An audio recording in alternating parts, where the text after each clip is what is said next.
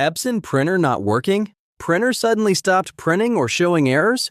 Don't worry. Today, I'll show you simple fixes that actually work. Welcome to Print Smart Help, your go-to channel for easy printer solutions. You can also call on our phone number displaying on your screen for instant help. And don't forget, subscribe to our channel and post your problem in the comment box. We reply to everyone. Epson printers can stop working due to many reasons like connection issues, print queue stuck, driver problems, ink or hardware errors. But the good news? Most of these can be fixed at home in just a few minutes. Step 1. Check basic power and connection. First, let's start with the basics. Make sure your printer is on. Check power cable properly connected. If using USB, reconnect cable. If Wi-Fi printer, make sure it's connected to same network as your computer. Pro tip: restart both printer and router. Step 2. Clear print queue. One of the most common issues. Follow these steps. Go to Control Panel. Click on Devices and Printers. Right-click your Epson printer. Click See What's Printing. Cancel all pending jobs. Now try printing again. Step 3. Set printer as default. Sometimes your system sends print command to wrong printer. Steps: